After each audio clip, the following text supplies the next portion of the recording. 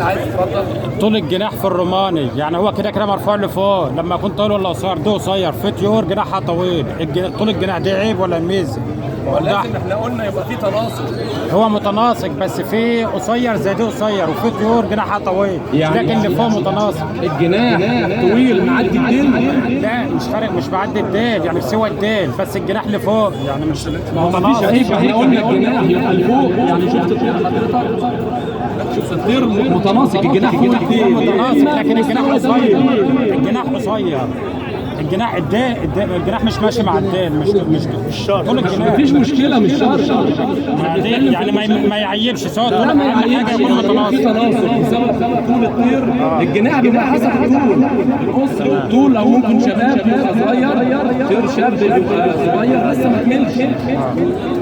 والروماني على فكره بعد لما الطير يقلش القلشه الاولى وبعد 12 شهر يقلش القلشه الثانيه بيطول لمده 3 قلشات، وكل مره بيطول 2 سم، فجماله من بعد السنه بيبدا يوضح والمواصفات بتاعته تظهر. تمام.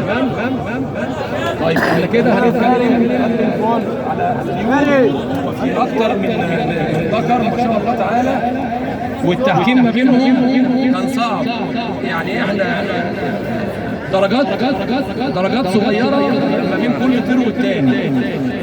ما شاء الله تعالى اخترنا الطير دوت هو اللي حاصل على المركز الاول، يتميز عن الطير المركز الثاني ده والثالث دوت. يعني حضرتك تشوفهم قريبين من بعض جدا.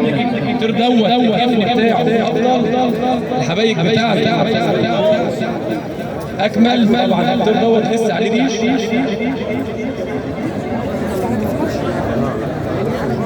هنبص للجناح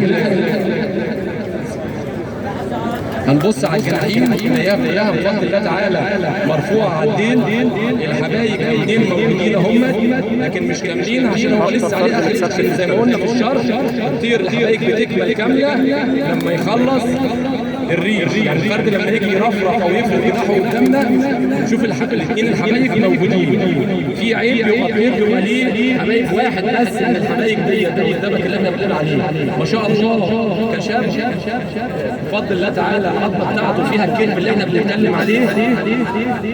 الدماغ بتاعته ما شاء الله تعالى غليظه، والعين بتاعته زي ما احنا واقفين ما شاء الله تعالى درجه البياض بتاعها جميل جدا. ارتفاع الرجلين ومناصة الرجلين ما شاء الله. ده طير فيه قوه وفيه عصب، زي الريش اللي احنا بنتكلم عليه او الثغر الصغير اللي نازل على قصبه الرجل او الرجلين بتنجش من فوق، بيبقى صغير كده. ما فيهوش مشكله يا جماعه، ما فيهوش مشكله خالص. تمام. ده بيدل على قوه العصب، لان في اكتر من حد واكتر من مره شخص برضه بيتكلموا ديت الطير اللي بيبقى رجليه او قصبه رجليه فيها الثغر الصغير يقول لك عيب اقصاص. لا ده بفضل الله تميز على الطير دوت. بس انا بسرح العظمه بتاعته فوق وتحت نفس القوه ما شاء الله تعالى. الكيرف مظبوط، الرقبه بتاعته ما شاء الله تعالى جيده جدا من فوق لحد تحت، مخطوطيه زي ما احنا واخدين بالنا كده، فيها غلاظه وقوه. درجه القوه بتاعه ما شاء الله تعالى متناسقه وجميله. الحبايب اللي في الديل تمام، يعني البراون بار او السيلفر بار او البارات يا جماعه، يبقى الطير زي ما هو في حبايب على الاجنحه، يبقى الديل بتاعه من الحرف عليه البصمه، برضه يبقى عليه ختم من ورا هنا. هي واضحه يا استاذ احمد. برضه عشان الطير لسه في مرحله قلب، اللون دوت بيغمق اكتر وبيبان. الطير الثاني دوت برضه ما شاء الله تعالى جميل، فرق بسيط. يعني احنا لما ناخد وندي لحد لما وصلنا للقرار، الفروق ما بين الثلاث دول بسيطه جدا زي ما قلنا. دوت الباب الثاني اهو زي ما قلنا فيه رفارق صغيره، هي ما هياش معلقه كبيره. تمام. الدماغ بتاع دوت اقل من ده سنه شويه وضع الشيش. تمام.